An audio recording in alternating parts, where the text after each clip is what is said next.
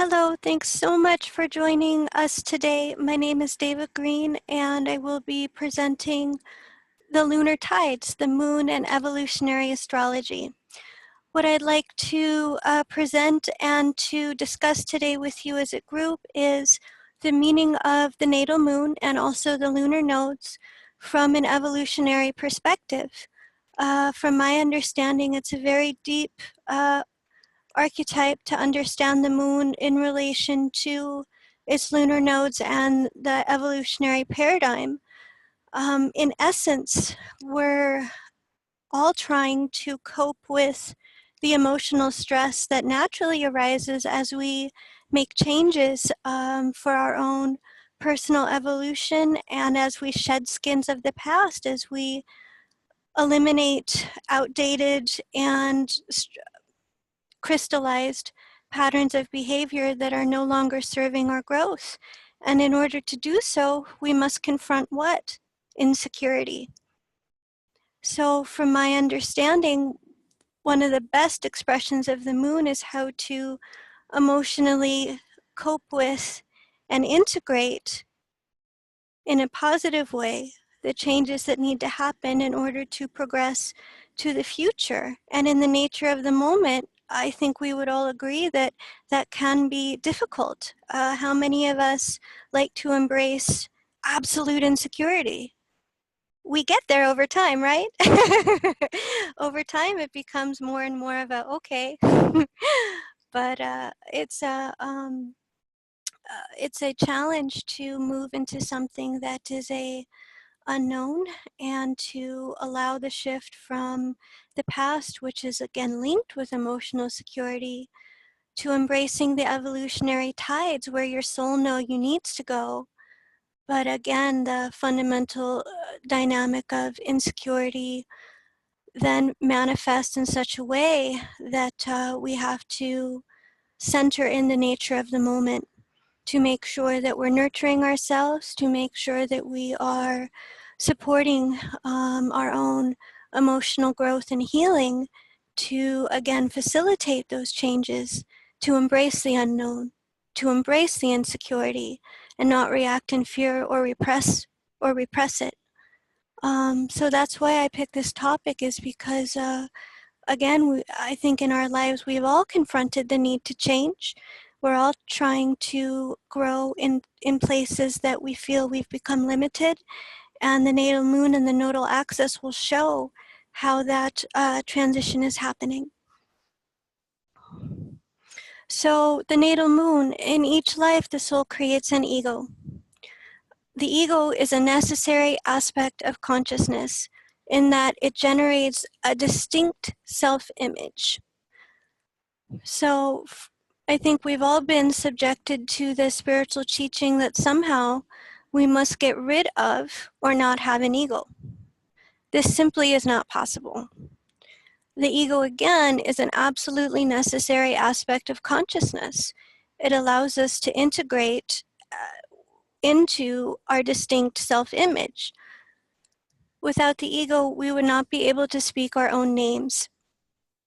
The analogy that's typically used to illustrate how the ego works as an integrative function within consciousness is the lens on the movie projector.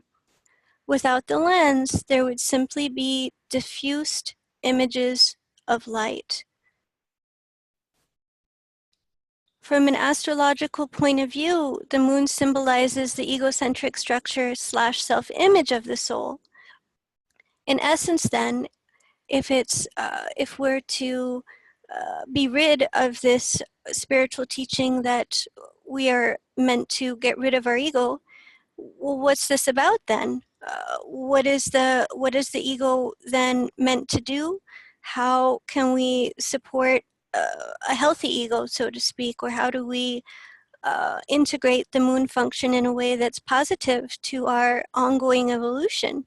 So from my understanding and what I've gained from the evolutionary astrology teachings is that, in essence, the intention is to align the ego with the soul, essentially a re-identification process. And this occurs through progressive union with Source. So again, it's not about being rid of the ego. It's about re-identifying the ego with something larger than yourself. And that comes through a progressive alignment with the universal source, creator, whatever term you would like to use. The water triad of the zodiac symbolizes this process in general.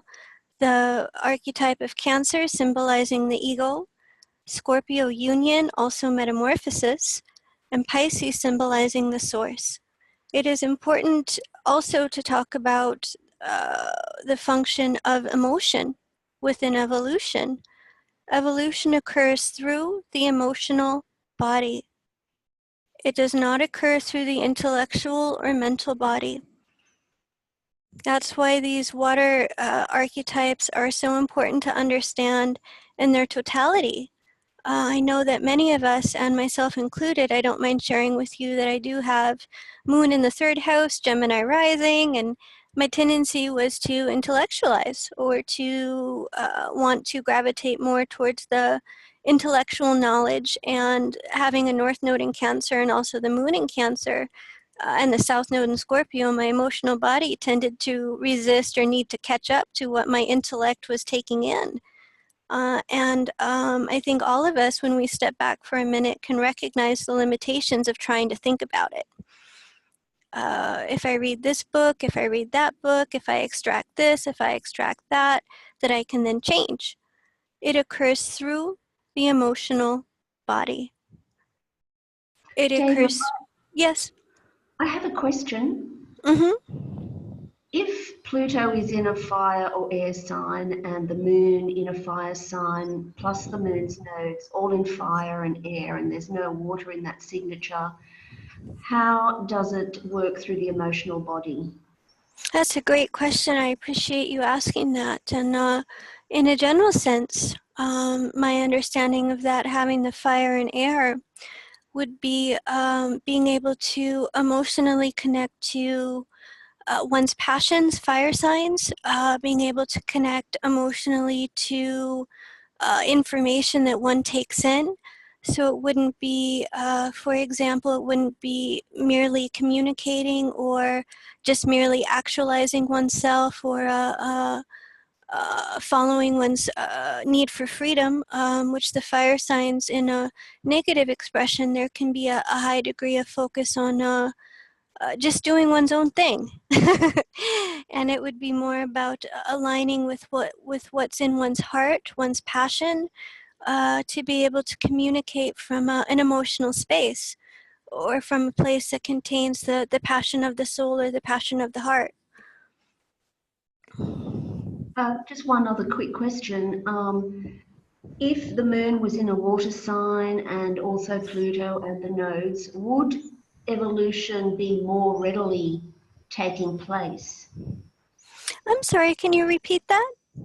Yes, if the moon in the chart is in a water sign and Pluto and the nodes are all in water, would that facilitate evolution taking place more readily?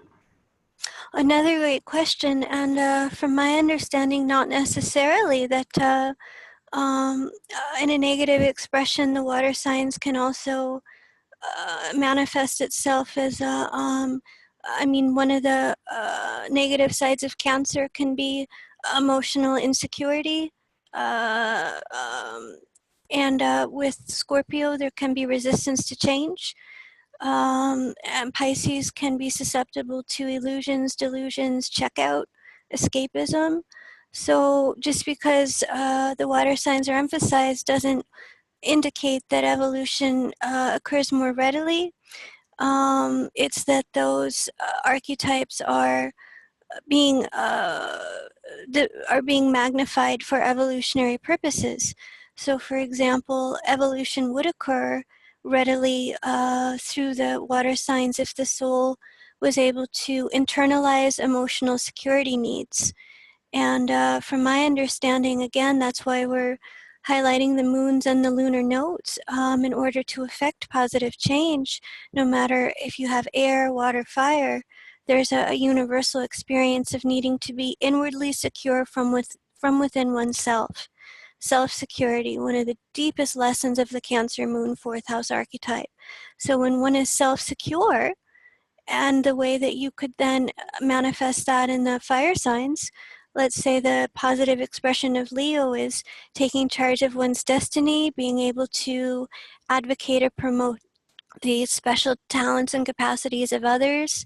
And we all know the negative side of Leo, the tendency to want to self-aggrandize, to make oneself more special than others, out of an insecurity, or out of the insecurity of the Cancer archetype. And you could go around the whole wheel and look at the archetypes from a self-secure standpoint or an insecure standpoint.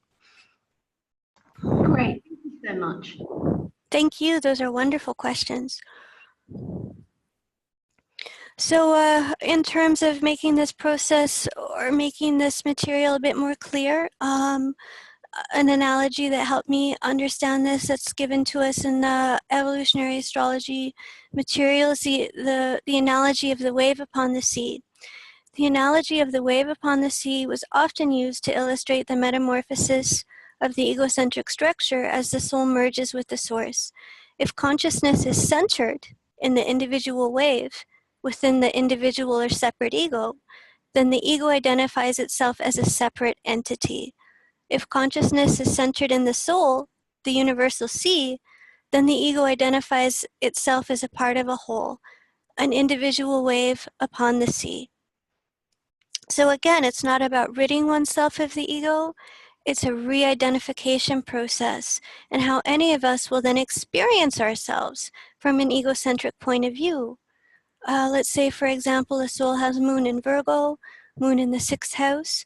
In a self-secure expression, this can be a soul who manifests an intense degree of egocentric humility, desire to serve the whole, an ability to discern what areas have become deficient, so a focus on self-improvement.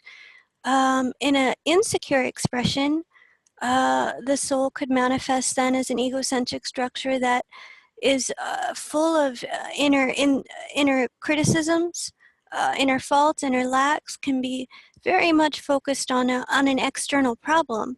And I think that we all know Virgo when it manifests itself in this way, where it's a sense of inner lack that then gets projected in various ways in the external environment, whether it's it's I think humorously a joke that was made with me was the student that gets the 99, and they're not focused on the 99% out of 100. They're focused on that one that they got wrong.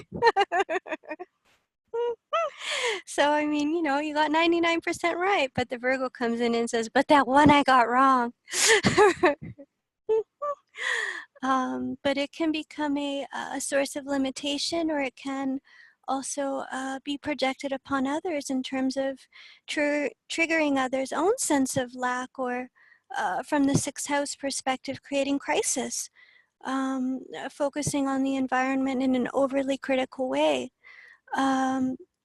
So the reason I'm bringing this up is seeing in terms of this wave upon the sea, we could see how you could take the moon placement, and you could see how, again, in a self-secure expression, when the soul is identified with something larger, the soul is progressively learning to identify with larger and larger frameworks, how the main archetype evolves from an insecure expression to a self-secure expression.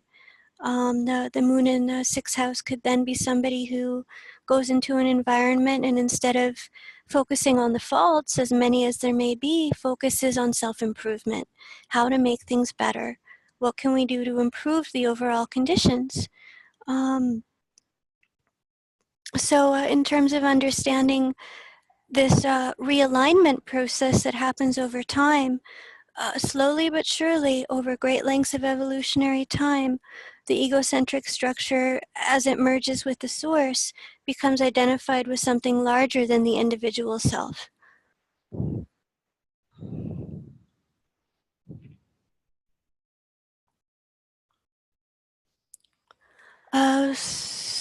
So the moon correlates with the egocentric structure of the soul, the egocentric structure that the soul has created in order to integrate the transition from past to future. It symbolizes the conscious emotional security patterns within the soul.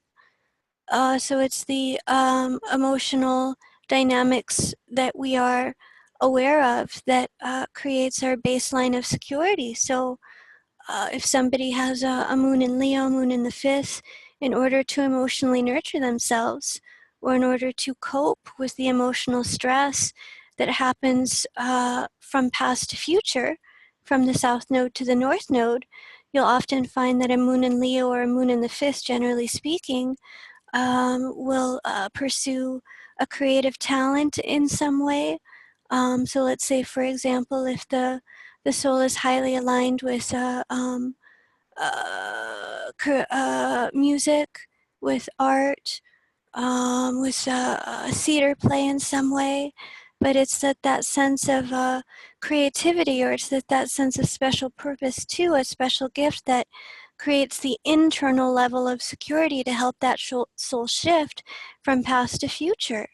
So if you were a client and you were, or sorry, if you had a client and you were understanding the stresses that were coming up around an evolutionary transition that they had, of course you'd have to look at the whole chart, but in terms of what they'd be feeling on that day-to-day level, how they could potentially navigate the stress from past to future, from my vantage point, it would be a good thing to advocate a use of creative means, if there's a creative skill that they have, to nurture the need for self-actualization in some way. And that can be an external form or an internal form. That can be somebody that just goes into their room at the end of the day, closes the door, and picks up their guitar or whatever they have in order to, again, transition into the future. So when you look at the moon, you can get some good ideas around how to facilitate uh, a growth, or how to navigate through a transition, how to work with insecurity in a positive way. Again, those are generals, but the core point is the moon is where we're going to be feeling that transition from past to future on a day-to-day, moment-to-moment basis. And so you can find very helpful resources to facilitate that evolution.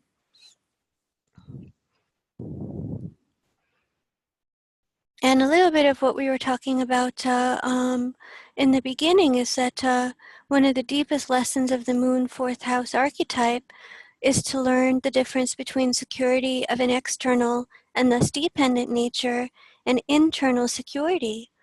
One of the Cancer archetype tends to be emotionally dependent, that there are a variety of external sources that then constitute that soul sense of emotional security. It correlates to the family environment, to the early childhood environment. So let's say, for example, if there was a key nurturing figure, whether that was a mother, father, sister, brother, there's something from the external environment being drawn upon or relied upon to foster a sense of emotional security, and that also then molds that soul self-image. And often either the soul will program a removal of external security sources. There can either be a sudden rift or a turbulent experience with relationships that those have been emotionally dependent on, or who have provided an emotional security. There can be some degree of internal or external, either confrontations or shifts, or it can facilitate difficult emotional experiences in order to promote the awareness that the security that the soul is seeking is in fact inside itself. That doesn't mean that there necessarily has to be a parting, or, I don't want to give it a Scorpio tone like, oh, there always has to be an ending, but there's again, a re-identification, or there can be a reorientation to relationships relative to that key factor. So that can be key mother figures. The Cancer archetype does tend to correlate to the key female figure. So positively, the soul can attract key female figures that promote this idea or that help the soul become self-secure and to not try and extract that security from external sources or have it be molded by external sources. And that comes through promoting ways that the soul can internally nurture, however that soul is drawn to do so, whether it's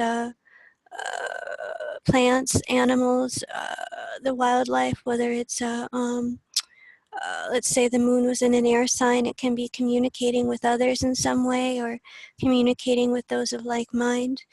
But again, the essence of it is to promote the idea that that the soul is really striving to align with internal security rather than have it be dependent upon external factors. And that can create very difficult life experiences, being thrown back on oneself in a way, or not being able to rely on others in the way that they once did. Can I ask you a question here, Deva? Yeah. In terms of the choice of your moon sign and navigating stress from moving from the past to the future, do you see the choice of the moon more just in light of the overall chart, how you could best draw security, or do you see its choice more intimately tied to the signs of the nodes and how it somehow the sign of the moon would relate to those signs? Oh, that is a great question. And from my understanding, it's most intimately tied, I would say, with the nodal axis, because with the lunar nodes, because the south node correlates to the prio-egocentric structure of the soul, the egocentric structure that the soul has created in order to integrate the past evolutionary intentions symbolized by Pluto. And the north node then is the evolving or shifting egocentric structure, the self-image that the soul is needing to form or develop in order to integrate its current life lessons, symbolized by Pluto's polarity point. So the natal moon is positioned in order to facilitate the transition from the past self-image, south node, to the evolving self-image, north node. So that's my reasoning. And that's a great question. I appreciate you asking that. Sure, thank you. So that sign is kind of a bridge, you're saying. The sign of the moon is some kind of a bridge maybe between the two. Would you agree with that? Absolutely, yes. Okay, thank you so much.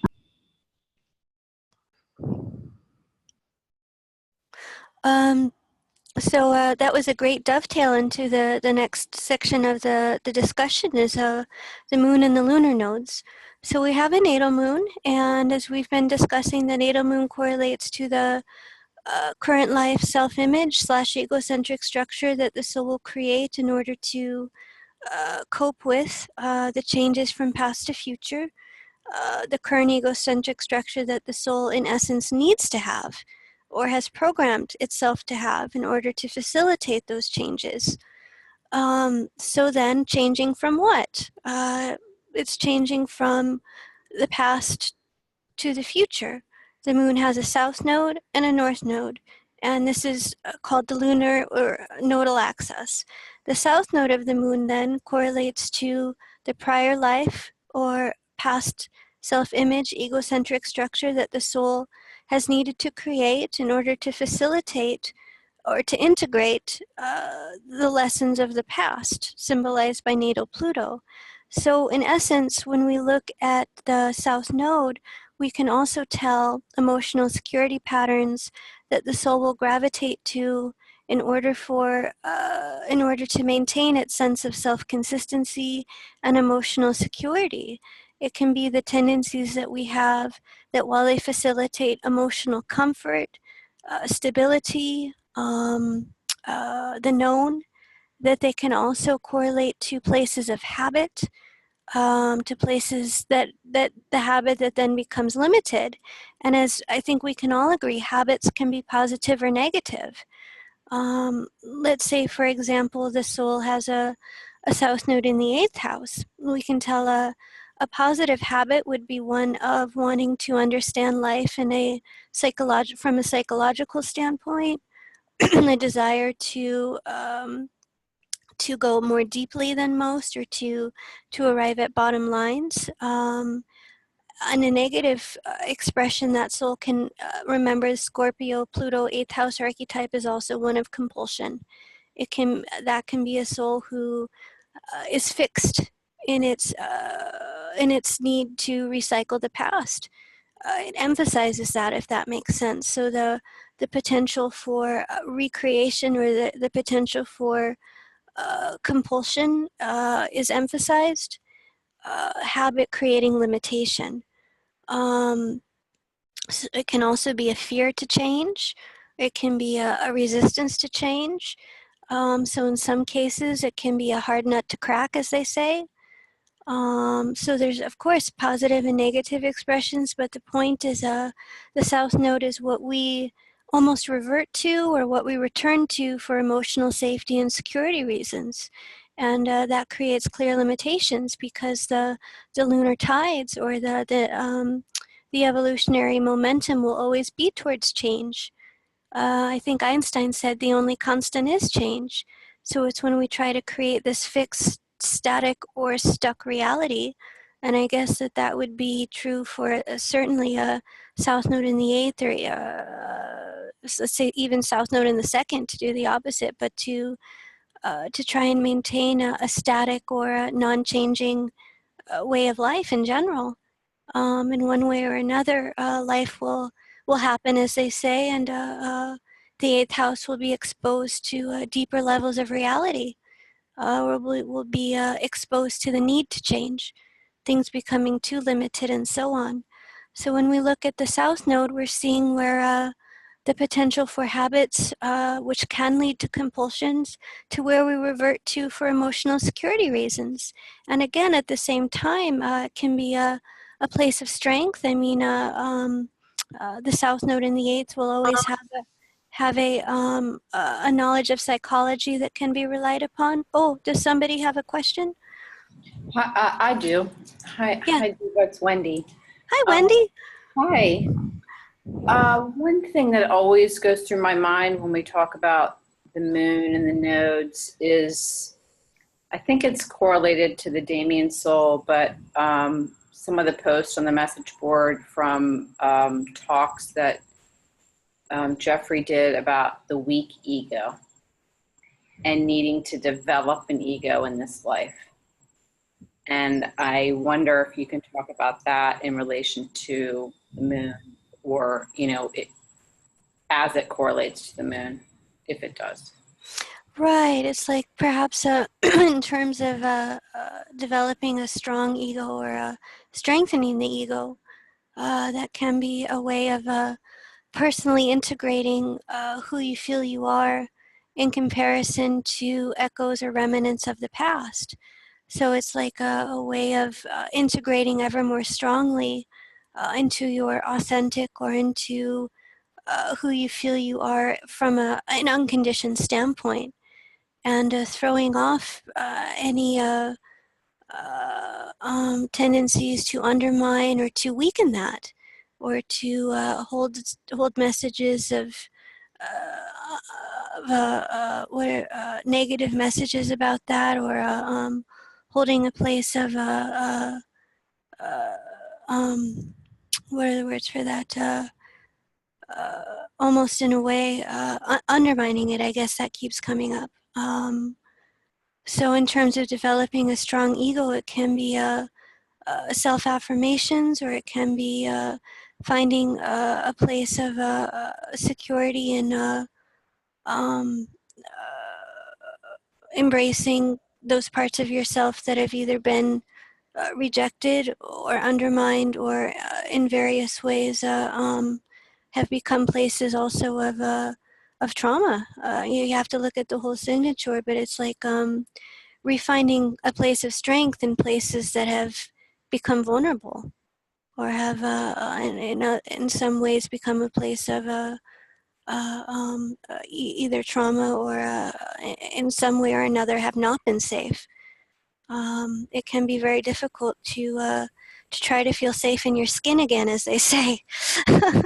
So would you say that means someone that's needing to develop more of an ego is going to have more attachment to their moon signature? I guess I'm just wondering how that might play out, if possible. Oh, well, I don't think that that'll necessarily mean that they have more attachment. But there would be a, again, I guess I'm struggling because I would really need to have more, I would really need to have an actual chart to really look at how that was playing out. But in a general sense, it can be somebody who's, let's say they have a 6/12 signature. So it can symbolize a healing of an inner masochistic orientation, or healing the sadomasochistic psychology. That's one way it can play out. So it's not so much an attachment to the moon sign as it is healing negative or undermining messages, depending on again, the overall signature of the chart. Does that help clarify? Yeah, thank you. I mean, I think it's a deep topic, right? So, and I think what you said about having an example would be ideal. Yeah. Okay, thank you. Thank you for your question. Okay, so in terms of wanting to highlight this following the lunar tides, or the presentation, I really want to focus in on how to facilitate as much as possible the transition from past to future in the moment. I think that a lot of us have a tendency to either stay in the past or rush to the future. And part of the moon, part of integrating that natal moon relative to North and South Node, is staying centered in the moment in time. There can be a tendency too to, well, what am I going to do in the future then? Or what did I do in the past? And it's almost like it can become humorous, because everything you really need to know, in a sense, and this might sound general, so stop me if I'm being too sad. I have a tendency to get Jupiterian. Everything you need to know is really in the present. And I mean, that's my understanding. You don't need to run to the past or try, I'm struggling for words here, but it's really about centering into the nature of the moment. And as much as you can, integrating into an emotional space to where there's security and comfort to change. Really? David, Yeah. sorry. I think we haven't yet covered the last paragraph here. Oh, thank you, and I appreciate that. Okay. So which part did we leave off on? It reflects how the Yes. court. Okay, so the South Node then is going to symbolize the prior life self-image of the soul. It symbolizes the past life patterns of conscious emotional security that the soul will automatically gravitate to in this life. It's a pickup point. We all pick up where we left off, and that again can create limitations in terms of compulsions, habits, and so on. It reflects how the core desires of the evolutionary past were consciously actualized prior to the current life. So again, the moon is our conscious emotional reality, subjective emotional security needs.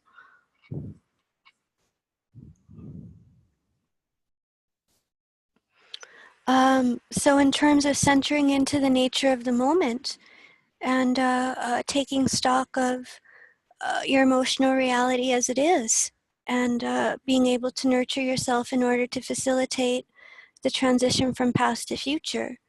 Look at the natal moon. Again, it correlates to the current life egocentric structure of the soul. The transition from past South Node to future North Node takes place through the natal moon. In essence, again, it is how we handle or cope with the stress of the transition from past to future. And as we spoke about, a natural insecurity arises as we must change the patterns of the past that are outdated. So essentially it's following the lunar tides, following the natural progression of the life, and embracing as much as we can the insecurity that comes up as a flag or as an indication of where we need to change. The north node then of the moon correlates to the forming or evolving egocentric structure of the soul. It's how we will consciously actualize the current life's evolutionary intentions, Pluto's polarity point. So on an emotional level, the shift from past to future will be consciously integrated by the north node. Pluto's polarity point symbolizes the current evolutionary intentions for the life, how those will be integrated on an emotional and subjective level, remembering that Pluto is typically unconscious. We become more conscious of Pluto over time. The moon is really how this is happening on a conscious, subjective level. So the north node then will be consciously integrating the current evolutionary intentions. It's the forming, or it's the shaping, or the forming or developing egocentric structure, who we feel we're becoming, the evolving self-image, so to speak. And we can see the natural law of the Trinity, past, present, and future, reflected in the moon and its lunar nodes. The Anima-animus is also a very important dynamic of the fourth house moon Cancer archetype. The Anima-animus correlates, the soul is simultaneously male and female and beyond gender. Yogananda teaches in sleep, we do not know if we are male or female, just as the soul is not identified through gender. So the soul is simultaneously both genders and beyond gender at the same time. I don't know if you've experienced this, but I'm also noticing more and more, it's almost like this integration of androgyny. I've seen that come through also the Libra archetype in general, or it's like an integration of both the male and female in such a way that gender kind of disappears. You become both and beyond at the same time. Over great periods of evolutionary time, the soul must integrate both the masculine and the feminine equally, thus becoming androgynous, or in a sense, not identified, or beyond gender. I think the term is the dark side of the moon.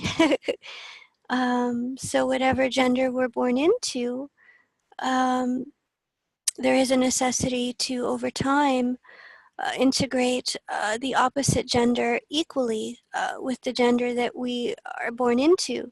The soul, from my understanding, does incarnate into one gender over the other in prominence, or their soul will tend to be born into one gender over the other until an integration of both occurs. So there's an emotional security with the gender of birth. And from my understanding, again, it's to over time, through integrating both the masculine and feminine, that there can be an internal security with both.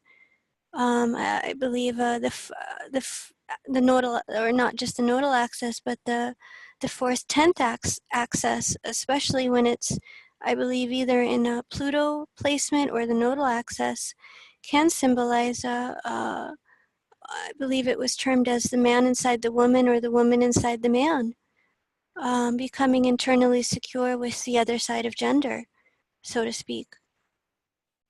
And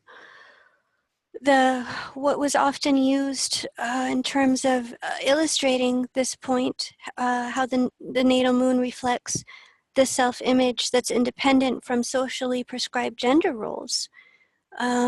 The example that was used to illustrate this is the man with the Pisces moon and the woman with the Aries moon. The man in Pisces, or the man with the moon in Pisces, is certainly not going to inwardly relate to himself as a conditioned Marlboro man or tough guy or what have you.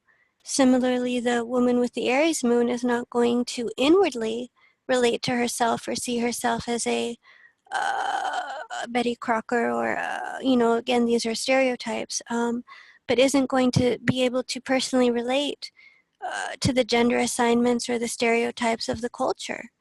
The woman with the Aries moon can be, again, depending on the overall chart, can be relating to herself very differently through a type of Amazon archetype or taking action, more of the integrating the masculine part of herself, whereas the man with the Pisces moon may relate more to the nurturing role, more of the traditionally called the feminine role, or being hypersensitive. So it's trying to integrate more the feminine part in a general sense. So again, over time, it's becoming secure with both parts of gender, and within that is to withstand or to be able to integrate emotionally your own, who you feel you are on an emotional level, independent from stereotypes or social expectations or judgments or so on. It's being able to, over time, to carry yourself in the world in a self-secure way, regardless of external factors. Being progressively over time, feeling safe in your skin, so to speak. So the cardinal cross is certainly important in this. Astrologically speaking, the archetypes of Aries, Cancer, Libra, Capricorn make up the cardinal cross of the zodiac. The Cancer fourth house moon symbolizes how we see ourselves, our self-image, what we personally relate to, also our internal environment, our inner world. It also reflects our ability to be inwardly secure within ourselves in regards to socially prescribed gender assignment or other external factors, which is seen in the 10th house.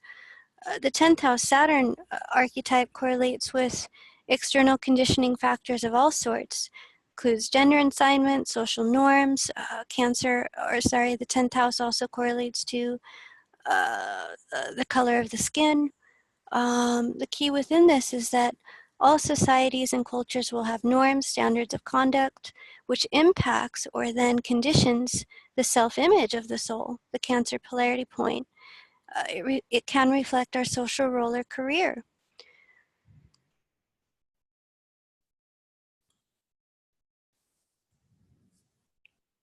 The Aries first house Mars archetype correlates to instinctual action or expression. This occurs without forethought. We may instinctively project ourselves into the environment in a way that we are not aware of. So for example, another way of saying it is that the first house can operate too close to you or without forethought or without foreknowledge. So let's say, for example, somebody has a Taurus ascendant, Taurus on the first house. They may instinctually try to project themselves as self-contained, very self-sufficient within the environment. I have what I need, almost a, I don't need you type attitude at times. I'm self-contained, without really knowing that that's the way that they're projecting themselves into the environment. So it occurs without forethought. And another way of saying it too, or it's important to note, it's a reaction to the moon. Yeah, the first house, let's say, for example, if the moon were in the fifth house and the ascendant was in the second house, relative to, let's say, if the soul was in an insecure space, relative to the need for perhaps external feedback or the need for acknowledgement in some way, also the need to creatively actualize or self-empower, the soul can instinctually project itself as being self-contained, or it can project itself into the environment as I have all the resources I need, as a way of what are words for that? Offsetting insecurities that moon may have, without knowing it. So in a way, it's like a defense or a protection mechanism against the moon, against the insecurity that the moon can feel. Bridging into that, seeing the 7th house Venus Libra archetype, then it symbolizes our constructed persona, or how we consciously project ourselves into the environment to others. This also reflects needs and expectations within relationships on a personal and social level. So I remember one of the ways this was illustrated that was really helpful was seeing the moon and the ascendant descendant, how any given soul would walk into the room. So let's say, for example, the soul has a moon in the 4th house, has Scorpio on the ascendant, and then has Taurus on the descendant. The soul will typically come in as will relate to itself as hypersensitive, seeing the double water signature as inwardly vulnerable, relating more through in general, more through the feminine side perhaps. But to offset that, or the way to offset the insecurity coming through the 7th house, the constructed persona, maybe one of, again, self-sufficiency. I have what I need. I'm self-contained. And the Scorpio ascendant may instinctually come off then as intense. The soul won't know itself as such, but it will project itself into the environment in such a way as, leave me alone. Don't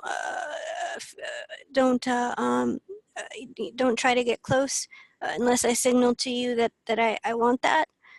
But it can come off into the environment as very emotionally intense, or very hard, enigmatic, as they say. But again, the soul will not know itself as such. The 4th house will feel very emotionally vulnerable, will feel hypersensitive, and again, we'll try to compensate for that through the 7th house, appearing self-contained, self-sufficient, and so on. So the reason I'm bringing this up is that how we see ourselves, how we relate to ourselves, is not always how others see us or the feedback that we're getting from the environment. Again, the 7th house is how we offset the insecurity of the moon in a conscious way, the constructed persona. The 1st house is how we instinctually project ourselves into the environment. So it may be feedback we get from others in a way that we were acting that we weren't aware of. The Gemini ascendant can say, I wasn't aware that I talk as much as I do. Or the Cancer ascendant could say, I'm not aware, that I was coming into the environment as vulnerable or as sensitive as you say that I was.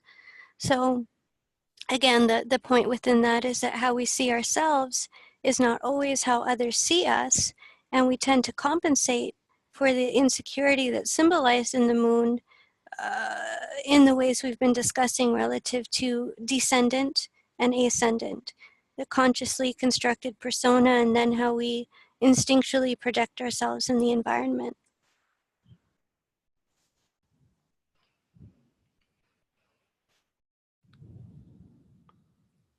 Okay, so at this point, I want to make sure that we're all on the same page in terms of transitioning from past to future, and that the moon is really the bridge that serves as the integration point from past to future in the day-to-day, before we move on to examples.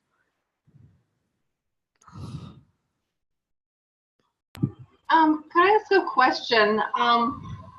In looking at the moon sign as the bridge, do you kind of look at the element signs, like if your nodal axis is, say, earth and water, and then the moon is, say, an air sign, Gemini, is that significant in terms of, handling that transition? Like perhaps maybe you need to step back and have more objectivity. if it's an air sign moon, to handle the transition from, on like a Pisces Virgo nodal cusp. Do you look at that, the elements in that sense? Yes, you can look at it that way. I mean, of course, you'd also have to take in which air sign or which earth sign is indicated. If it was Libra, Aquarius, or Gemini. But yes, that in general, the air signs would also indicate communication as a critical factor in progression from past to future. Taking a step back would be more Aquarius, at least in my view. But yes, you take in the elements and you can see how you can bridge that. Thank you, Deva. That's great. Thanks so much. Oh yes, go ahead. I had a question. Is the fourth house and the house that has Cancer, is that taken into in consideration when we're looking at the moon? I'm sorry, can you repeat that? Is the fourth house and the house that has Cancer on the, on the cusp, is that taken into consideration when looking at the moon? Yes, I typically do. That's a great point, because you're going to have a sign, or you're going to have Cancer in any given house. Either Cancer in the 3rd, Cancer in the 9th, or relative to the individual chart. So yes, yes.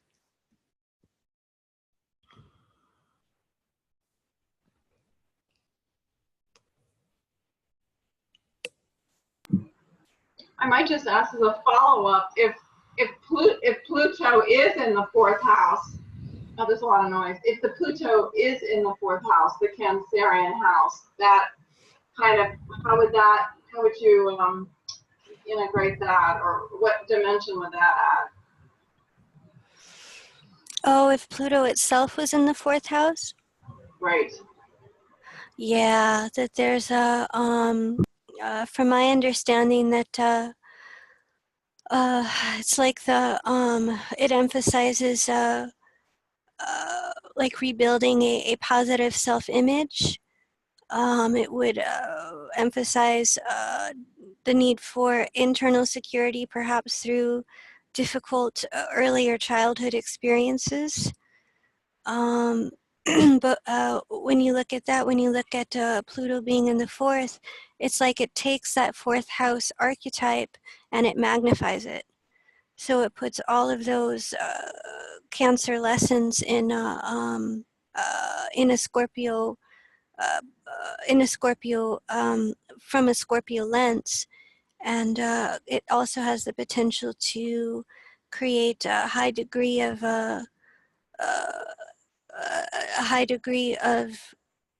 shifting within the self-image, or there can be a feeling that the sense of self, or the way that you see yourself, your inner home, is always in a state of change, so to speak, or that it's the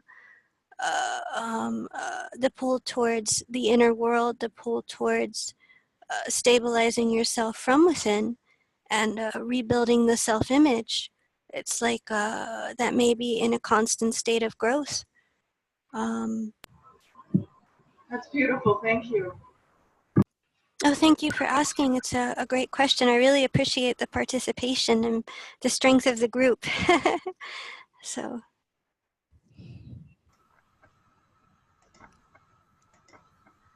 Deva, if there aren't any further questions at this stage, how would you feel about taking a 15-minute break?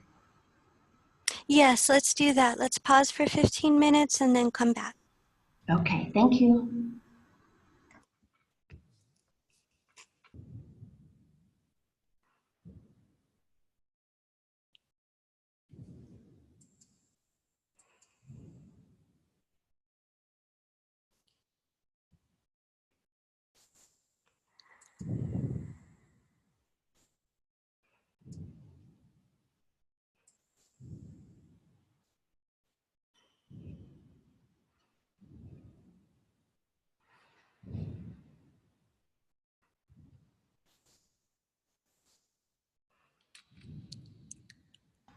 Welcome back, Welcome.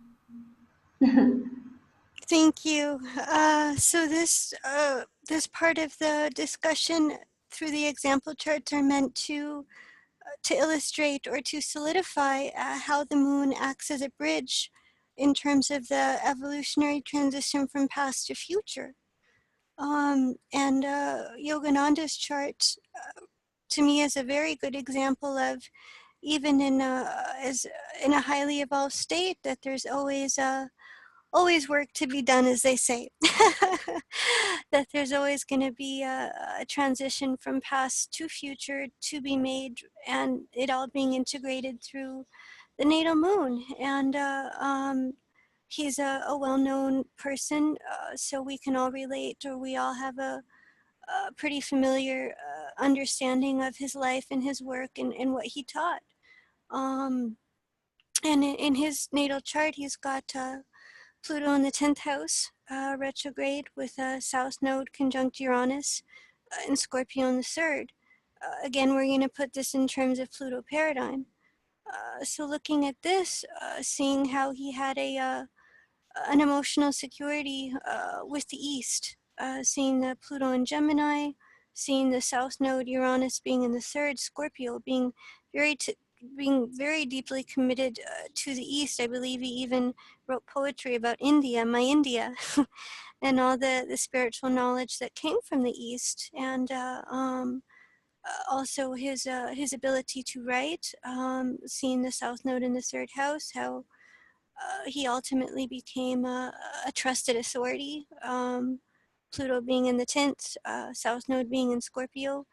And in terms of the transition, so he came in with this deep commitment to the spiritual knowledge that has come out of the East, an ability to both write and to communicate and to deeply penetrate, to understanding almost the evolution, the natural unfoldment of soul's evolution. Seeing seeing Scorpio energy conjunct Uranus, he has of course, a tremendous knowledge as to how the soul evolves over time, relative to commitment to the higher source, or a commitment to spiritualizing oneself. Seeing Neptune conjunction to Pluto.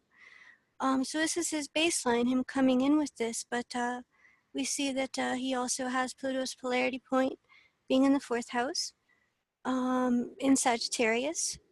He also has a Venus opposition to Pluto, North Node being in Taurus in the 9th, and natal moon being in Leo in the 12th. And looking at Pluto's polarity point in the 4th, in Sagittarius, and seeing Venus opposing the Pluto, and seeing the North Node being in the 9th, it's interesting how he was asked to travel to the West, from East, where he's comfortable, where it's home, where it's my India, to the West, to where he has to teach these core spiritual, or to teach these natural laws, 9th house, where he's teaching these natural laws that he gained from the East to the West, where it's highly, at the time, highly materialistic. There is an emphasis upon material gain, very much so in this culture. So we had to transition from East to West in terms of being able to progress from past to future, his own evolutionary tide, his own evolutionary current. And the moon in Leo in the 12th, how this was all taking place through a 12th house moon, dedication to source, a special destiny relative to committing or teaching these things at a universal level, or over time his teachings were known all over the world. 12th house, so it was a integration through the universality of truth. 12th house moon, North Node being in the 9th, Pluto's polarity point 9th. So it was like creating an inner home. Also seeing Pluto's polarity point in the 4th house, or in a sense, taking the East, taking India with him, no matter where he went in the world. Being very secure within himself, regardless of cultural trends, regardless of prevailing truths, being able to maintain or being able to self-consolidate, North Node being in Taurus, through teaching natural laws. And with the moon in the 12th, a feeling of a special purpose or special destiny relative to spreading these internationally. Having to, in a sense, moon in the 12th is also a disillusionment. I mean, of course, it's relative to Ye's state, but generally speaking, you can see in that like a disillusionment of egocentric pride. Moon in Leo in the 12th, almost like a letting go of pride within one's own culture, or wanting to, I mean, of course, you know, this may have been different stages of the chart, but you could look at this chart and see that there was a sense of self-identity relative to culture, or a sense of self-identity relative to the place of birth. So in a way, it was maintaining that from within himself, or it was again being at home, bringing India with him, no matter where he was in the world, and trusting that no matter how different, looking at the South Node, Scorpio, Uranus, how different these truths may have been relative to culture and so on, that as these were universal truths, as there is always a need for natural law, no matter what culture, there's always going to be people reaching out for deeper knowledge, or for truths that are universal rather than cultural,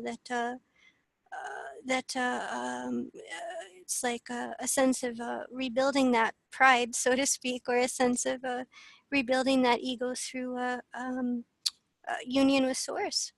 Source becoming the sense of special destiny, or linking creative gifts to a universal purpose, and it not being defined by what culture you were born into. Again, you know, evolutionary state is critical, but wanting to bring out, in a general sense, the transition, and seeing how even at his highly evolved state, there's always a transition to be made. Or he was asked to travel to the West in order to more deeply integrate, or to carry with him the universal and natural truths that he learned in the East. And not to be identified with the teachings that were coming through, Moon in the 12th, not to be identified from an egocentric level.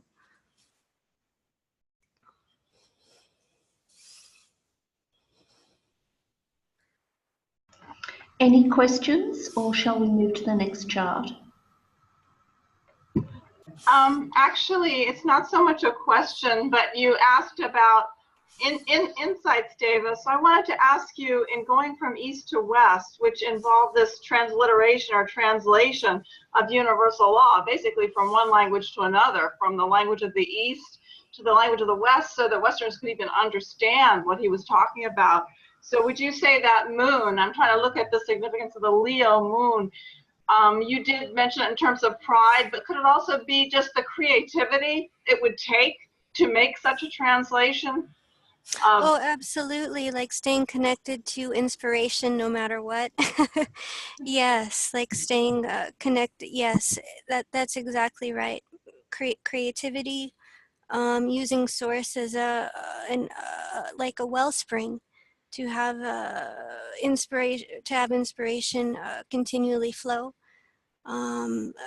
Because of I appreciate you asking that, because I was just playing around relative to different evolutionary states. And yes, in this case, it certainly was about using creativity in those in those situations, or in making the translation and transmitting this information cross culture. And also he did emphasize that there can be a mutual learning of East from West, that there was like a union, which can be the South Node in Scorpio, of the spiritual knowledge of the East, and the more technological, or I forget the term used for it, but industrial knowledge of the West. So the goal was to create like a union of both East and West. Thank you. That's great. Thanks. Well, thank you for asking. I appreciate the clarification as well. David, could you please speak about the development of intuition? Because that ninth house, Taurus ruled by Venus in Sag, would he have to get more in touch with intuition for this transition? Absolutely, that a lot of it was applying on an intuitive level the truths that he had gained from various dialogues with saints, with his own guru, with various spiritual teachers. It was like making this his own, or trusting that he could then apply this knowledge on an intuitive level. Seeing that North Node being in the ninth and seeing this Venus, Mercury and Sag in the fourth house. So it was a reaccessing or a development of how these, on how he could use these things intuitively or almost spontaneously, also seeing the Mars-Jupiter. So it could very much connect to, for example, utilizing these things in a different culture, or kind of being put on the spot in many ways, and having to further develop his intuition in terms of how to apply these deep principles or these natural laws. Thank you. Oh, you're welcome. He was also deeply committed to nature, which is a wonderful way to develop intuitively. He's one of the very, very sensitive to wildlife, or very connected to the natural world in general. And he started a school for use in India, where it didn't just, and this is what speaks also to that transition point, is it didn't just teach concepts or intellectual information, but there was a union or a synthesis of the necessary intellectual work and also spiritual principles, yoga. It was like really pushing more the intuitive development, or advocating that intuitive knowledge become a part of the curriculum. Great, thank you. Any other questions about Yogananda's chart? Hi, it's Tashi. I have a quick question about his moon. What you would call that moon balsamic to his Chiron Juno, right? Mm-hmm. How would you delineate that? What do we know about that part of his life? Well, there were various circumstances. I believe it's in the movie Awake, where he was in those who were a part of his organization were what are the words for that, with the Virgo in the first house. Gosh, I'm looking at the South Node in Scorpio. That he also had to personally heal from experiences where he was either projected upon or betrayed, or where the baseline of service was corrupted in some way. There were some who called him a charlatan. So it was like looking at this sense of personal healing. It was also, I think, pointing to that first house Virgo energy of purification, seeing whatever, seeing reality as it is, as painful as that can be. But it was like having to also heal from times of being falsely judged or criticized, or experiencing a lot of problems. Not just being called a charlatan. I mean, that, that is what that is, but having those within the organization misabusing their power, or misabusing the authority that he had given to them. Because really his Pluto's in a T-square with it, isn't it? Mm-hmm. So it's like him giving authorization to those, and then them misusing that authorization. I remember reading on the message board when Demetra George called Juno either self-empowerment or betrayal. It was such a revelation to me about Juno. He became very empowered throughout all this, didn't he? I need to reread that book, and I haven't seen the movie, so. Yes, from my understanding, he did become very self-empowered, and also, I mean, he lost his mother at a very early age. I think it was the age of like 7. Lost his mother. I mean, the way he used that was to more deeply connect with the Divine Mother, and he had his own healing experience. Looking at this also, this Virgo in the first, so it's also healing from experiences of loss. Looking at the South Node too, but having potential healing experiences in that way. Thanks. So, Deva, any final comments about this chart before we move to the next one?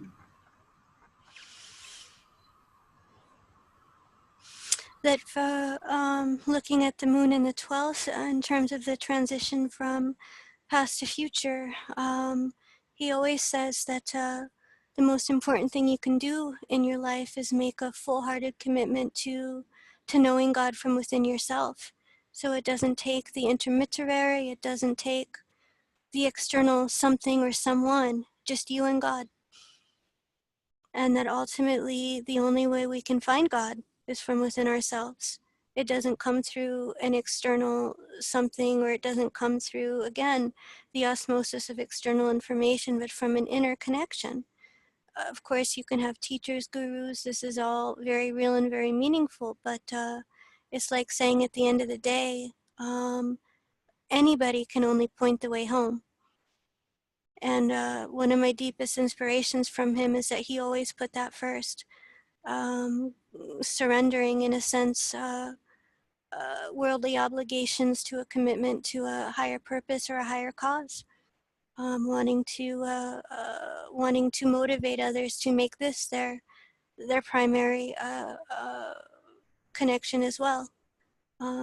So at the end, I guess what I found very inspirational is he advocates knowing God from within yourself, which you can see in that moon in the 12th and North Node being in Taurus.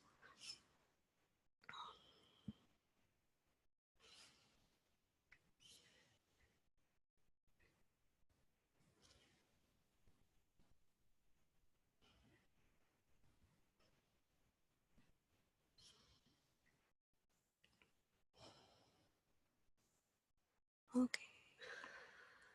So yeah, and again, we have another good example chart. We have we've got Pluto and Leo in the 2nd house, and we have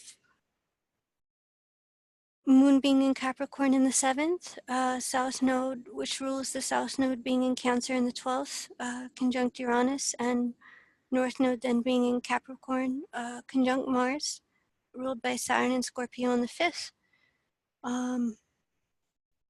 So in terms of transition from past to future, in a general sense, seeing that with Pluto's polarity point, or sorry, starting with Pluto in the 2nd, that there's going to be a very deep desire for self-sufficiency, self-reliance, wanting to seek ultimately one's own creative gifts or one's own creative resources from within oneself, and to have that not linked to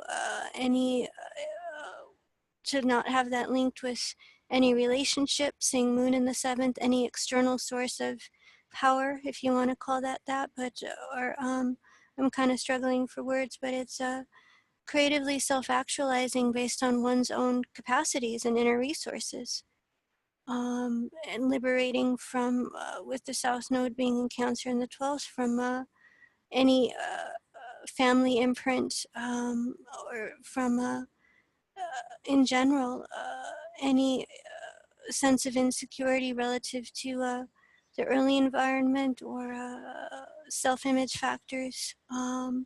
So they're most likely looking at this, the Pluto in the 2nd and the South Node being in Cancer conjunct Uranus in the 12th, perhaps catalytic type of experiences in order to throw one back on oneself, and creating a safety more in the Piscean realm, or with the spirit realm.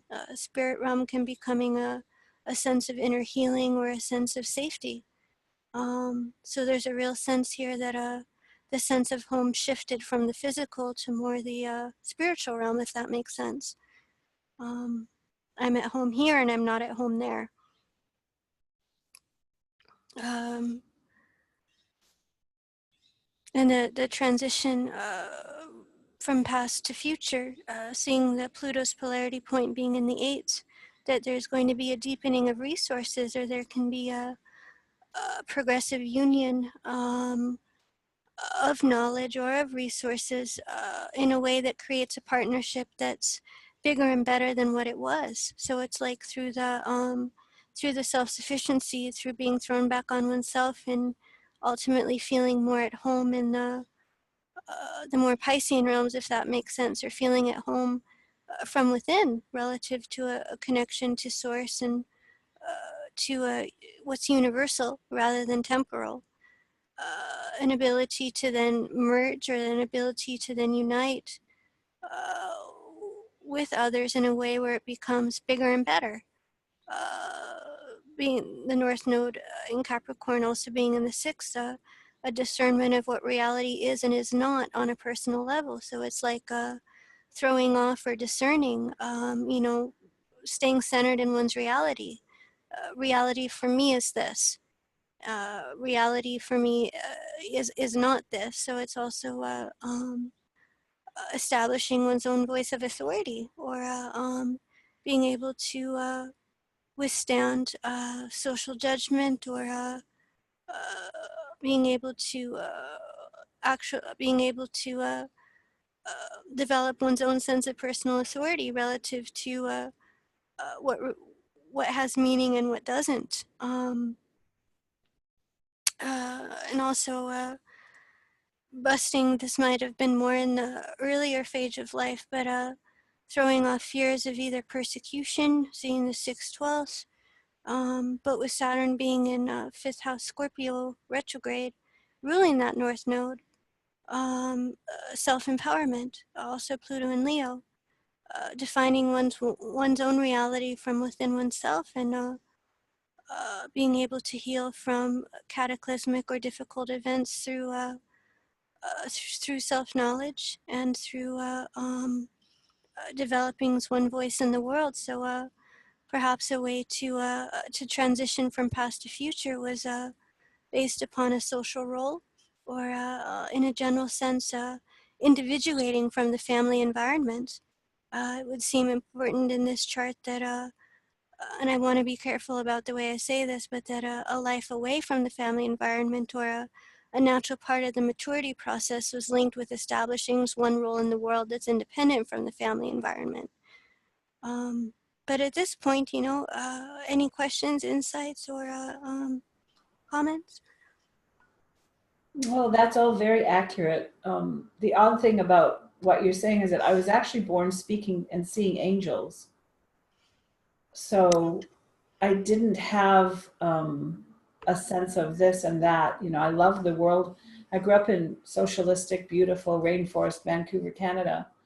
And my parents divorced, so there was a lot of trauma there. But I was quite blissed out. When I look back at pictures of myself as a child, there was a lot of bliss. And then, of course, there was a lot of confusion about their divorce. I think I see this here.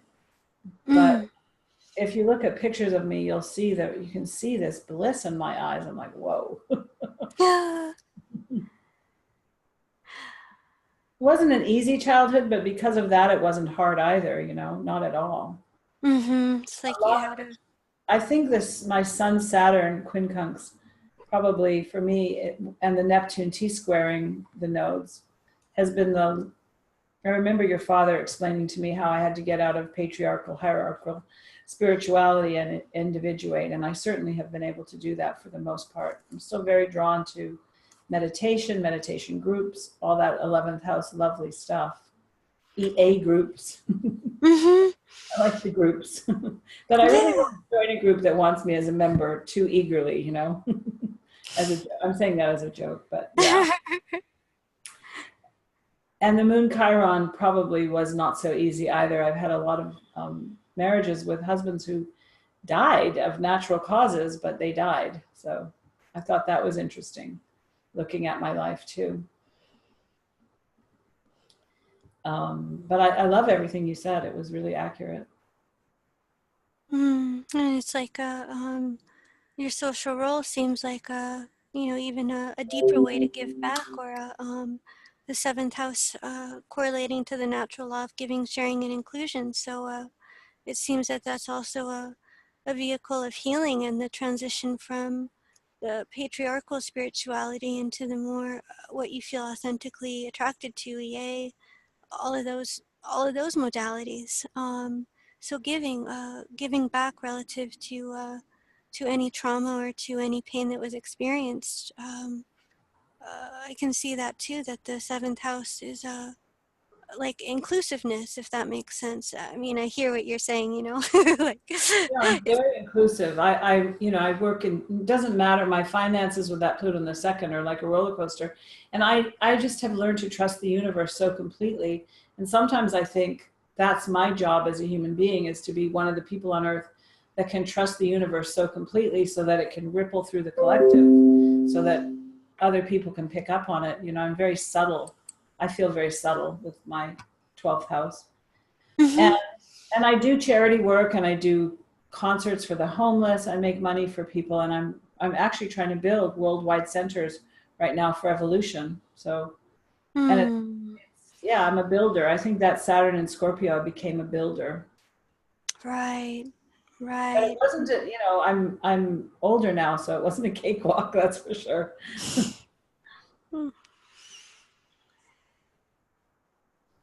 Well, thanks for sharing. I really appreciate that. Do you have any other questions about this chart? Dave, I have a question. How I'm looking at the Moon Chiron conjunction, with that Chiron being retrograde. Does that pull that Moon even more inward? Is it more internal? Is it more a radicalized Moon, even though this is a Moon in Capricorn? But would that be a more individuated Moon because of the retrograde from Chiron, the conjunction? Oh, I see. That's a great question, and as I haven't really worked a lot with Chiron, I mean, I would tend to say that it would move the energy more internal because of the retrograde and the Chiron conjunction.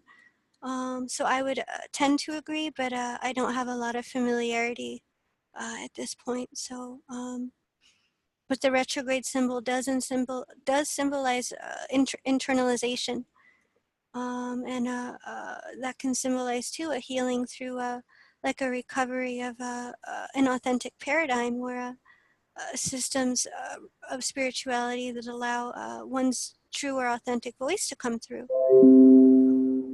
and like giving to those in need, Capricorn in the seventh. So um, the energy being drawn inward, or through introspection, also with North Node being in the sixth.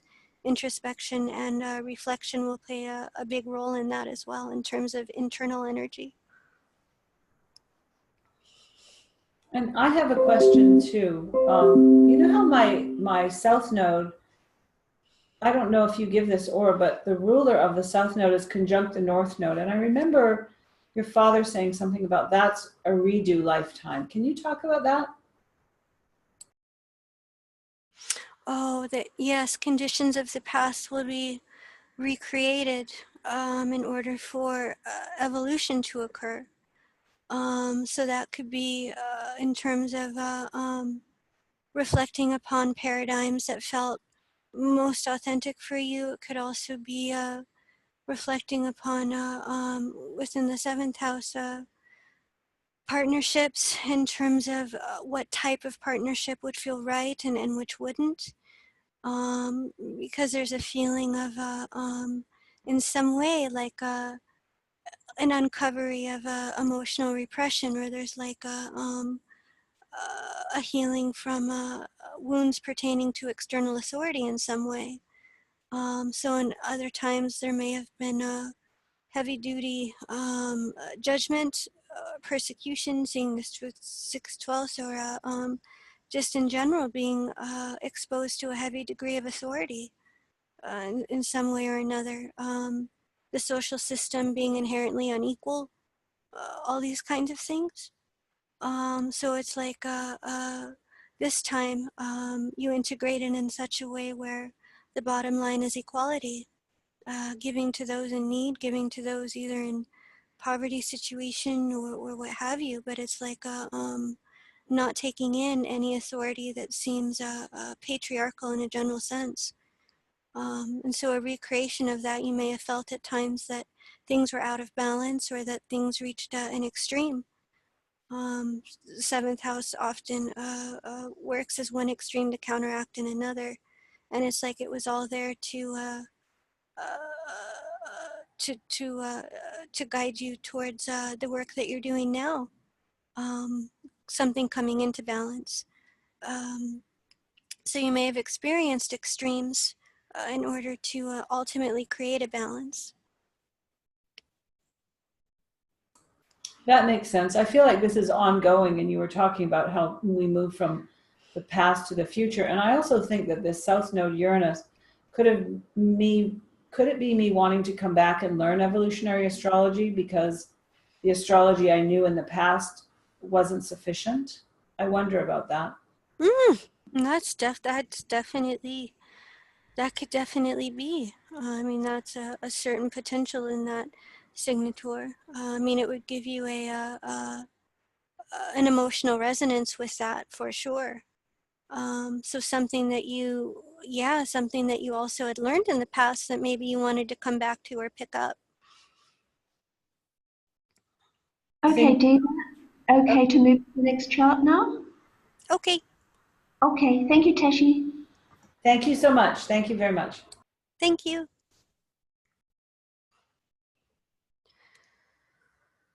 Okay, so Pluto starting in the 4th house, South Node being in Aquarius in the 7th, North Node being in Leo in the 1st, and Moon being in Aries in the 9th. So starting with Pluto being in the 4th and Mars, South Node being in Aquarius in the 7th, emotionally speaking, there may be a high degree of emphasis coming into the life on liberation, deconditioning, feeling that in a general sense, the need to individuate within relationships. There may be a feeling that and overall, like the emotional system or the emotional body just feels, and you know, it sounds general, but it feels quite different or definitely outside the status quo for sure. And it's finding a strength or finding a sense of personal transformation and trusting that, or what are the words for that? That it's the somebody's uniqueness that makes them who we are, or to see the strength in that. That it's what makes us great, as they say, or I'm struggling for the words, but finding strength in one's differentness or individuality. There could have been a degree of trauma experience or cataclysm in relationship, an overall need for equality, fair play. And I would say too that looking at the North Node being in the 1st in Leo and the South Node being in the 7th, it's like a self-empowerment or rediscovering one's voice. There may have been an immersion, and it's hard to know for sure because you need to know the evolutionary state, but either a security mechanism within the group, seeing the South Node in Aquarius in the 7th, Pluto in the 4th, and that individuation, wanting to also stand as a group of one as necessary, or to not accommodate the group when it feels that one's own natural voice is being is not reflected or is not honored in some way. Seeing the moon in Aries in the ninth, too, the transition through like rediscovering one's voice or self-empowerment based upon independent action or one's special role within the group, or again the need to stand as a group of one in order to self-actualize or to reintegrate. So there may have been an experience here of either staying totally disconnected from the group, societal interactions in order to maintain a sense of safety, and then the need to self-empower, to self-actualize in a way that reflects one's voice, or to reintegrate, or to also take charge of one's destiny. Quite natural observational skills. So you know, there are variations of the theme, but generally speaking, seeing how the transition from perhaps either being involved in a group for emotional security purposes, and then the need to liberate, or experiencing a sense of disconnection, or some sort of cataclysmic event in order to catalyze the North Node being in Leo in the first, and also Pluto's polarity point in the 10th, establishing one's own voice in the world. It can correlate to one's social role, emotional maturity in general. But it's like having courage and faith in one's special gifts, to not link that to the group, or at times Aquarius can not get involved in all, again because of past trauma, but there's a sense too of re-engagement of the emotional body, or the North Node being in Leo, self-actualization, balancing that with the ability to be objective, or the ability to be standing without, which is super important. It's a great gift to come in with, to be able to be objective, you know, in high times of emotional strife. It's like necessary. But to balance that, it's also taking charge of one's personal destiny, so to speak. Perhaps healing from past experiences of trauma. North Node being in Aries in the ninth, connecting to what one believes on a personal level, one's personal truths, and being able to take charge of that, or being able to act upon that, independent from groups or social settings, or and so on. So I really see core themes as like a recovery of one's voice in a way, liberation, deconditioning, perhaps a healing from any traumas that were experienced. But from my understanding, it's shining the light, or it's kind of pointing the door towards like a reintegration, or a recovery of one's creative gifts, and then perhaps bringing that back in the social sphere. Astrology, here we are in an astrology group. Those kind of dynamics, and taking the lead. There may be times in which there's a desire to, or even being asked to take charge, or to Leo in the first, to the capacity to come out, or to be to initiate. So it can be perhaps that could be in a group context, but it could be pioneering, like group collaboration, or helping others of like mind kind of connect, and being a leader of that, or spearheading, being able to spearhead certain ideas in which everybody's connected, or there's that dynamic of like-mindedness. So that's also a potential too. But I can definitely see with Moon in Aries in the ninth, making a trine to that North Node, that taking the lead in certain ways may come about.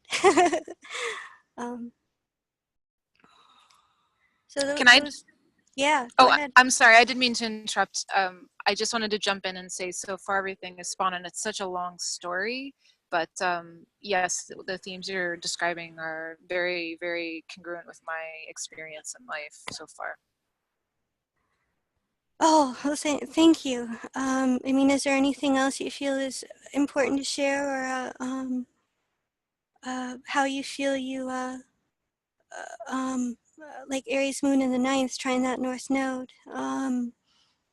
areas that maybe you feel called to study more, or areas that you feel are kind of calling in terms of the future, whether that be astrology or I guess for me, also studying your chart, I would also want to ask you about what are your feelings of your future direction, or where you feel being intuitively pulled to. Well, okay, so I definitely feel natural law is a big part of it. I study Hermetic philosophy and some occult, like Gnostic type studies. And I feel with the trine to the moon, to the north node, and I apologize for any background noise, that trine going on, it may sound full of myself, but I really feel like I'm here to teach people to reconnect to themselves, especially through the traumas I've experienced in life, which were pretty significant in my early years. I really fragmented and lost connection to my ego, and I'm still reclaiming that. But the progress I've made, it seems clear to me that I'm meant to be a teacher of sorts. And anytime I engage in teaching, things go really well for me. So I think that maybe that's me listening to my Saturn, perhaps. But yes. Absolutely, trusting your instincts also, first house north node. That's exactly at Aries moon in the ninth. Exactly, and also the Saturn. I mean, this is a great illustration. I remember we had a question about a weak ego versus not versus a strong ego, but when there are times where the ego like needs to become stronger, there needs to be a sense of recovery of the ego. And I think that this is a perfect illustration of that. So I really appreciate you sharing what you did. Oh, absolutely. No problem. Thank you very much.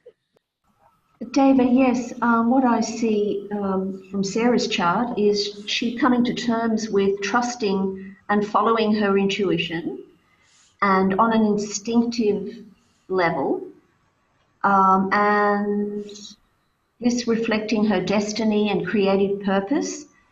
I just wanted to ask a question about the moon trining the north node and the moon sextiling the south node. Would this be a fairly easy transition from past to future? Oh, I see. Yes, as long as the mental framework is there, so to speak, looking at that third house, or as long as there's an alignment with one's personal truth and the right kind of thinking, if that makes sense, then yes, the transition Can I, can go really smooth. Yes, go ahead. sorry, I don't mean to keep interrupting. I think I'm lagged. I just wanted to affirm that the minute I came to astrology and realized that it was about me being centered after reading my chart, meditation has helped so much when I'm centered within myself, because with that Pluto IC and Libra, it's easy for me to dissociate and almost go into another person and just become them for emotional security purposes. When I'm centered in myself, yeah, I feel like I grow really fast. I just wanted to add that to for context for Linda's comment and question. Great, thank you, Sarah. So does anyone else have any questions or insights about Sarah's chart? I was just thinking about that trine from Uranus to the moon. I mean, that's really nice. Very supportive from the south node, the ruler of the south node in the fourth, trining the moon. Do you feel that that really helps you, Sarah? Do you feel that? Oh, definitely. Yeah, because it helps me to be okay with, like, it actually helped with the traumas that I experienced. It made me be able to handle being alone. I've spent a lot of my life alone in various circumstances and being an outsider. And although it can be difficult, it does the Aries moon trine with Uranus. I'm coming to feel security in myself being an outsider and accepting that that's totally cool. It gives me time to study. So yeah, I'm coming to like that very much. And I hope that answered your question.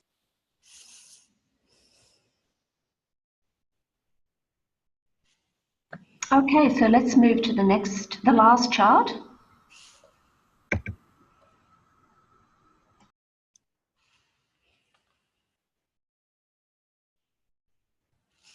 Yes, so we have a Pluto in Libra in the 10th house. We have South Node in Capricorn in the 1st, North Node being in Cancer in the 7th. And we have the Moon in Aquarius in the 2nd house. So looking at this, seeing how Pluto's in the 10th and South Node being in Capricorn in the 1st, conjunct Venus, there's a need coming into the life to act upon what feels internally right or wrong, independent from social standards, expectations. There can be a fear of coming in with a fear of social judgment, of being falsely judged. So there can be a need to emotionally mature fast, for sure. Perhaps a lot of responsibility being put on the soul.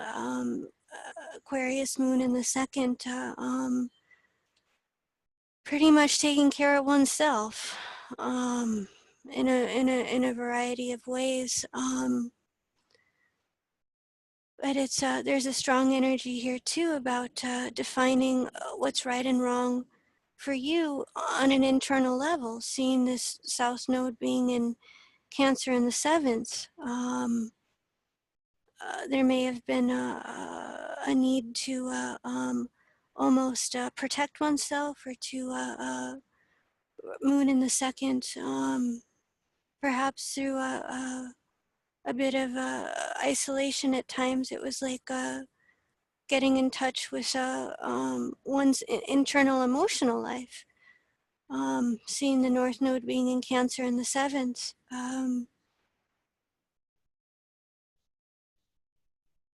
So it's like through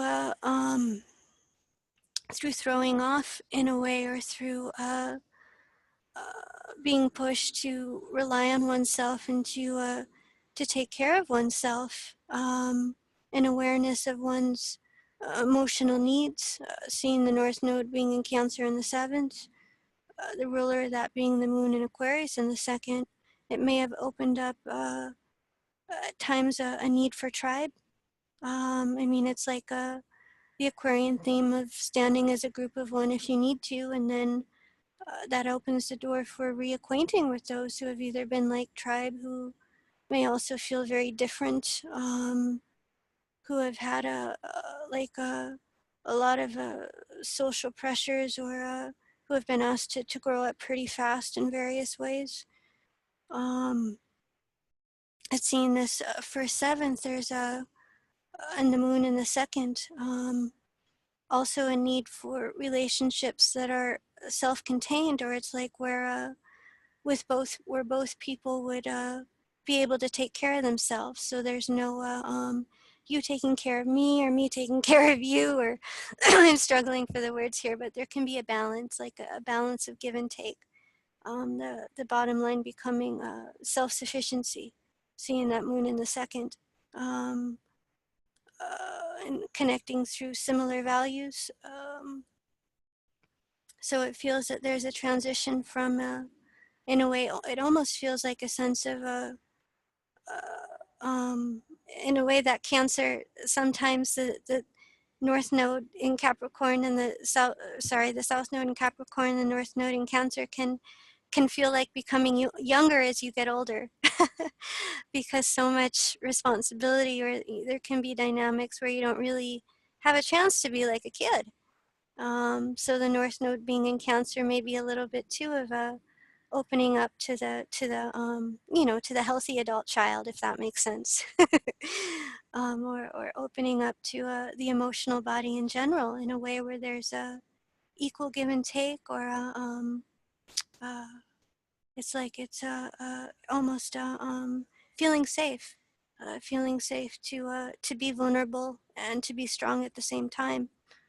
And that can be a way of undoing or overcoming any emotional repression that happens relative to when you have to take care of yourself. There just isn't a lot of room, so you just carry on, do what you got to do, if you have to take yourself to school or whatnot. I mean, I'm struggling here, but anyway, it seems that the North Node in Cancer would point to like a reaccessing of the emotional body in a healthy way, and allowing emotions to come up that weren't safe to access, but have to, or are positive in order for evolution. So there can be potentially a reconnection either to those who are of like mind, or the Aquarius moon in the second will bridge that through being able to remain emotionally, what are the words for that? Gosh. Detached. Yeah, thank you. So it's like there's yeah, so that gives the emotional space that's needed, is to remain detached, to to utilize one's own resources too in order to engage the group, or a focus again upon common values, and also self-sufficiency. So taking a step back, or anything that would allow an emotional release, or an emotional objectification, or a detachment to happen, would also be a way to heal from any cataclysmic or experiences of sudden change.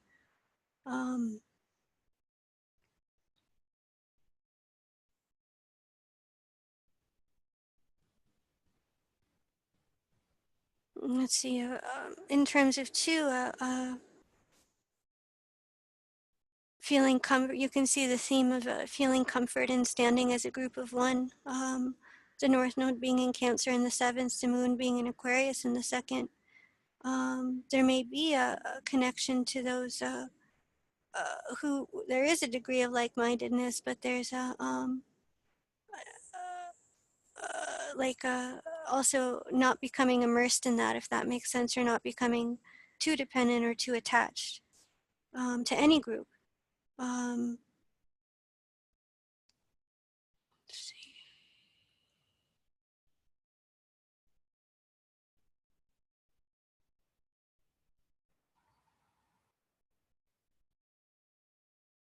I would say too, there could be like perhaps a healing of the self-image through emotional give and take, seventh house, or through emotionally nurturing yourself in the ways that you feel you need,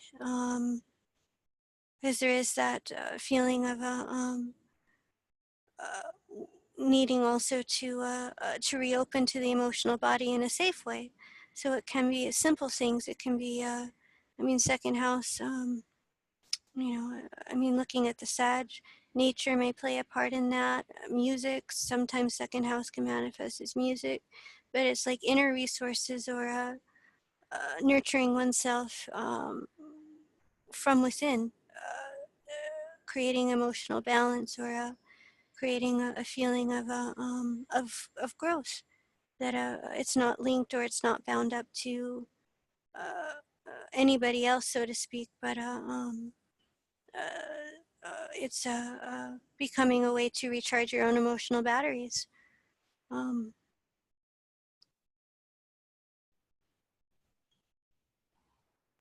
Deva, Mm-hmm. with Pluto squaring the nodes and skip steps, I wonder if there had been such, a strong focus on the external world and her and her duties in the external world, and then with the resolution being the North Node ruled by the Moon. What would you say about that? Absolutely. To focus more on the internal life, or releasing from obligations or responsibilities that feel outdated. There can be a tendency to perhaps overly engage in social commitments, seeing the 10th house, and the moon in the second then would want to make that only committing to the social groupings that you feel emotionally connected to, and simplification, or making space for the emotional life, and liberating from any responsibilities or commitments in the world that feel that they're outdated, or a reflection more of the past rather than the future. And David, perhaps Star would um, be drawn towards friends and groups whom she really values. Mm-hmm. Mm-hmm. So, Star, would you like to respond to David's analysis? Yeah, just first of all, thank you. That's everything you said is so beautiful. It even brought tears to my eyes. Excuse me, I sort of have like a coarse throat right now, but I definitely relate to the recovering the self-image and learning how to feel safe. That's definitely something I'm trying to recover. There's a lot of not feeling safe in the world or with others that I'm in mid-process of trying to find, as well as I really resonated with everything you said. And as far as, emotionally maturing fast as a kid, my stepmom would tell me that, when I was like 7 or 8, that she felt like she could talk to me like I was an adult more than most of the adults her age. And then, in life now, I'm currently working at a shelter, and I'm around a lot of like younger 20-year-olds, and they don't believe that I'm in my 30s. So when you said, you're like, you appear younger as you're getting older, that was just like a little piece that I thought was interesting. And yeah, definitely the finding evolutionary astrology resonates deeper than anything I found. So, in this group in particular, it's just, I guess, how I relate to some of the Aquarius moon. And yeah, just recovering the emotional life has been, I really liked what you said about don't depend on the group, but that the group's important. And that to find objectification from the emotions, but a way to express them. I really related to that too. So I feel like words are failing me right now, but I just wanted to say you did a really beautiful job, and thank you so much. Thanks for being a volunteer today. You can see that can see the evolutionary transition that's happening, and your emotional process within that, and seeing that transition from past to future. So I really appreciate also what you have to share, and being able to see how that's manifesting in your chart. I'm sure you have a valuable commitment to astrology, looking at this moon in Aquarius in the second and ruling that north node. So happy to have you here today. Yay! Thanks so much for allowing me to be volunteer. It's an honor. Great, thank you, Star, and thank you to the other volunteers. So now we'll go back to the attendee panel. And if it's okay with you, Deva, can we ask 1 or 2 general questions before we wind down? Yes. Okay, wonderful. So any questions, anyone? Or comments? I don't have a question. I was just thinking about Star's chart there, and her fourth house opens with Aries, and then she has Mars in the ninth house. And I was thinking, doing her learning, doing it her own way, and the independence of that, really feeding that Pluto polarity point, and going in the healing direction. Like it looked like to me, it looks like the steering wheel of the chart.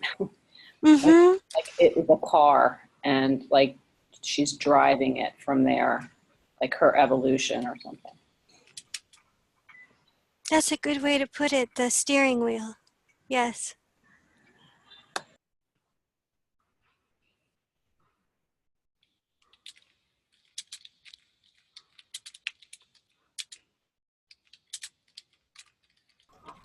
Okay, any final questions or comments?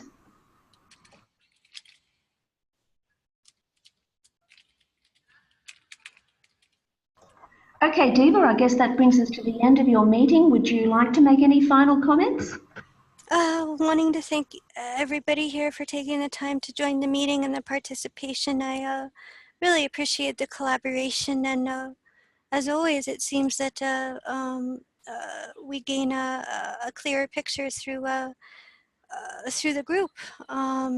So thank you for the time. And in terms of looking at the moon and the nodal axis, from my understanding, self-nurturing can then also point the door towards how we nurture or how we are then able to give to others. So if you find that you're in a vulnerable state, or you find that you're in a state of transition,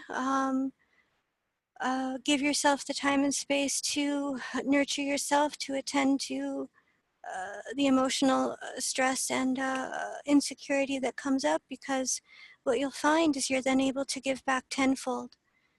So I guess there's a message of permission to self-attend, or to emotionally nurture yourself in order to then give back to others, which is what I know we all want to do, especially being aligned with this work.